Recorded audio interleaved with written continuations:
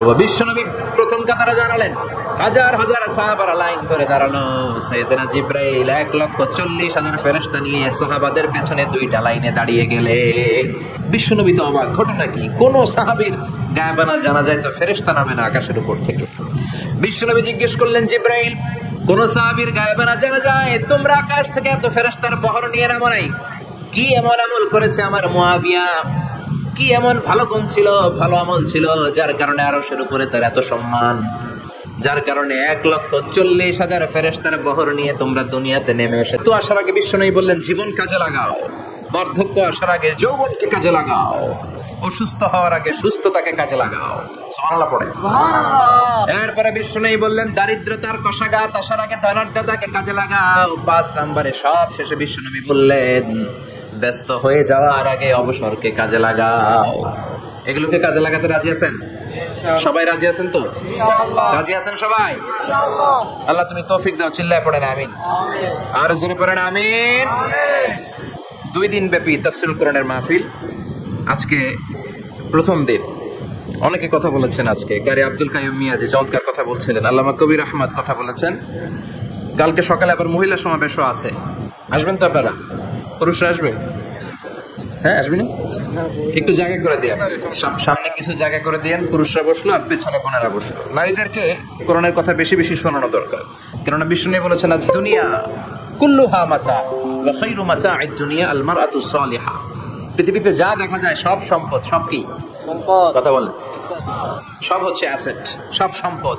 আর এই সব সম্পদের মধ্যে সবচেয়ে দামি সম্পদ হচ্ছে সতী সাধী নারী। সুবহানাল্লাহ। বাড়িতে গিয়া এজন্য নারীদেরকে ইসলাম শেখাতে হবে, কোরআন শেখাতে হবে। আল্লাহ তুমি তৌফিক দাও। আমিন। উত্তর নাগাইশ জামে মসজিদ সংলগ্ন আজকের এই প্রোগ্রাম, যারা এই প্রোগ্রামের অ্যারেঞ্জ করেছেন তাদেরকে আমি আন্তরিক শুভেচ্ছা এবং মোবারকবাদ জানাই। আয়োজনে হচ্ছে হিলফুল ফজুল ইসলামী যুব সংগঠন। মাশাআল্লাহ, হিলফুল ফজুল আছে এখানে না? যেখানেই হিলফুল ফজুল ওইখানেই বরকত, বেশি না কম? আল্লাহ তোমাদেরকে কবুল করুক। এই যুবকদেরকে আল্লাহ সাইয়েদনা হামজার মতো, উমরে ফারুকের মতো কবুল করে নিক। আমরা আরো জোরে পড়ে আমিন। আসুন আমরা ফরমালি আল্লাহকে থ্যাঙ্কস জানাই যে আল্লাহ তাআলা এত চমৎকার পরিবেশে আমাদেরকে শীতকালে এই প্রোগ্রামগুলোতে আসার বসার তৌফিক এনায়েত করেছেন। আসুন হৃদয় নিংড়ানো মনের সবটুকুন ভালোবাসাকে উজাড় করে দিয়ে সিংহসার দুয়ের মতো গর্জন করে আকাশ বাতাস প্রকম্পিত করে মন প্রাণ বুক মুখ একসাথে করে দেহের সবটুকুন শক্তি গলার মাঝ বরাবর এনে চিৎকার করে আমরা পড়বো কালিমাতুশ শুকর আলহামদুলিল্লাহ।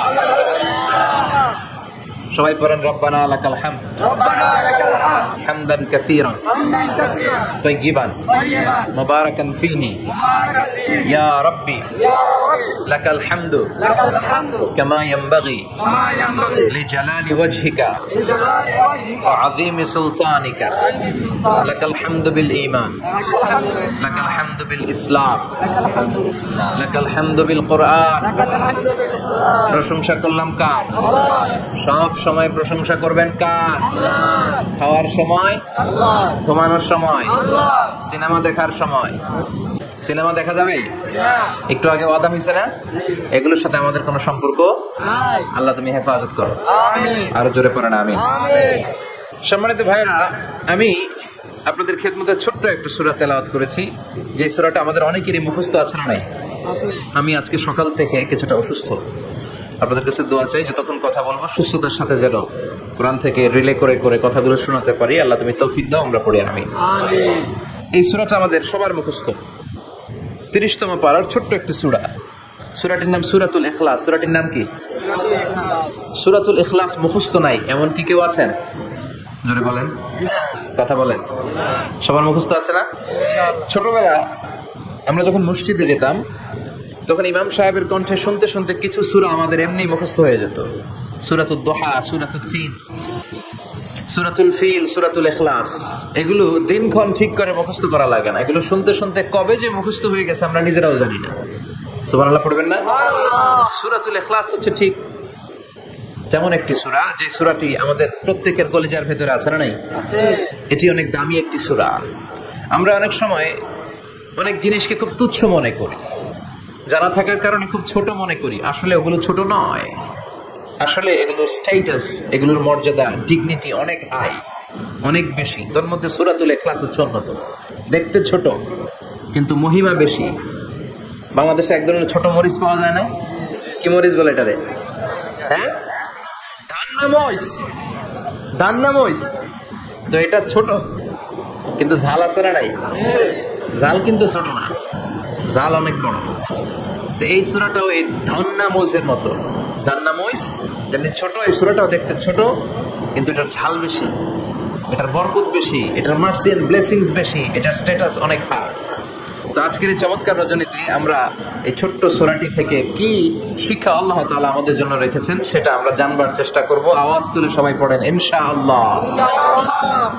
আমি সবসময় বলে থাকি যে আমি যখন আলোচনা করি আমি মনে করি যে আমি ক্লাস নিচ্ছি, তার মানে সবাই ছাত্র, আর যিনি কথা বলেন তিনি শিক্ষক। আর ছাত্রদেরকে কিছু জিজ্ঞেস করলে আওয়াজ করে উত্তর দিতে হয়, ঠিক কিনা? এই জন্য শেষ পর্যন্ত উত্তর দিবেন তো। এবং কি কি শিখলেন আমি চাইবো যে আপনারা রিপিট করেন, রিপিট করে আমাকে শোনান যে আমরা এগুলো শিখলাম, ঠিক কিনা? এই সূরাতুল ইখলাস, এই সূরাটি মাক্কি সূরা। কি সূরা? মাক্কি সূরা।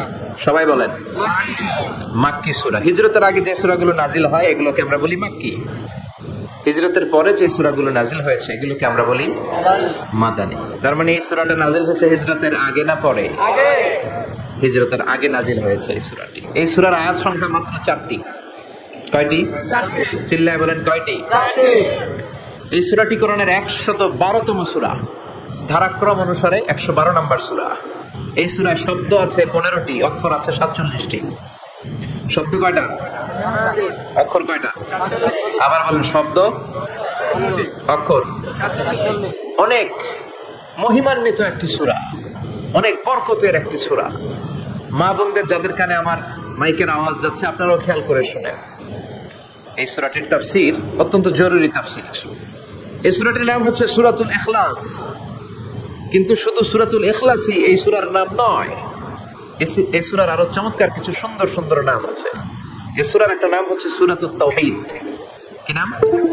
চিল্লায় বলেন কি নাম?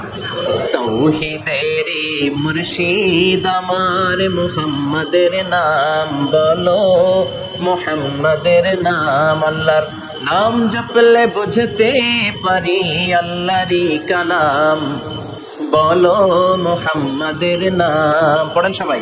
তাওহীদের মুর্শিদ আমার মুহাম্মাদের নাম বলো, মুহাম্মাদের নাম। আল্লাহর নাম জপলে বুঝতে পারি আল্লাহরই কালাম, বলো মুহাম্মাদের নাম। আল্লাহু আকবার। তার মানে এই সূরার একটা নাম হচ্ছে তাওহীদ। তাওহীদ মানে একত্ববাদ, ওয়াননেস অফ দ্য ক্রিয়েটর।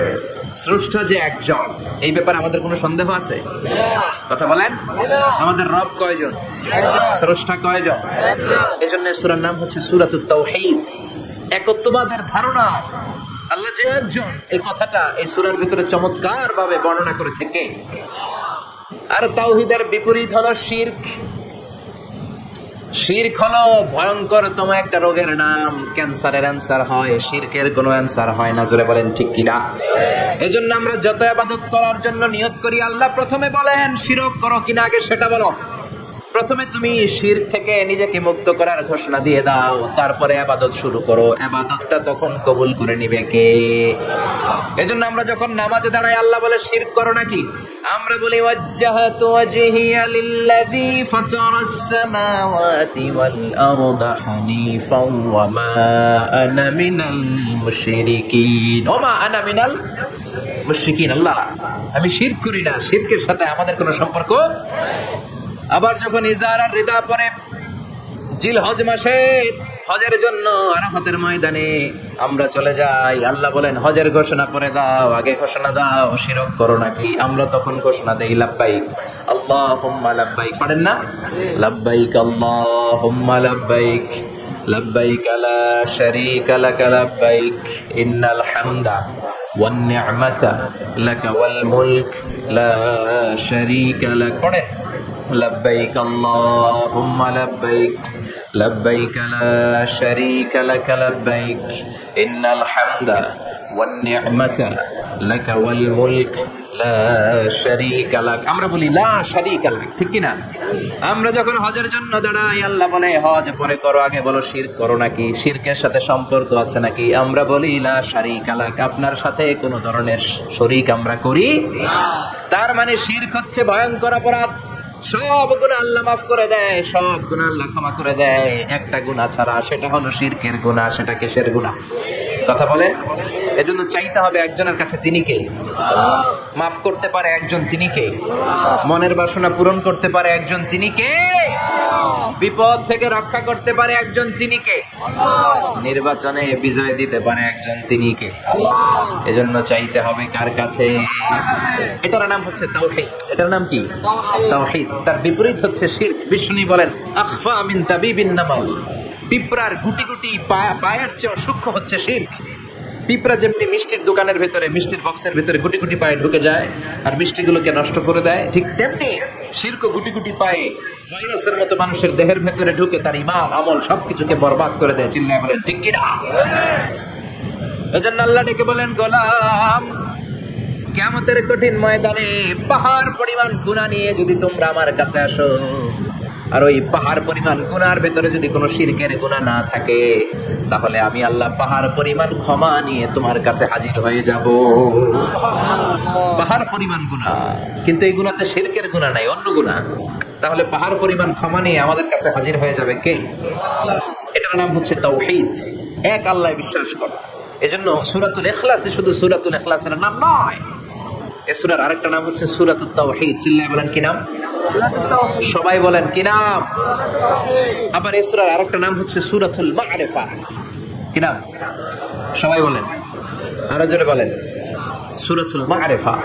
মা'রিফা মানে জানা বা চেনা। এই সূরা পড়লে আল্লাহরে জানা যায়।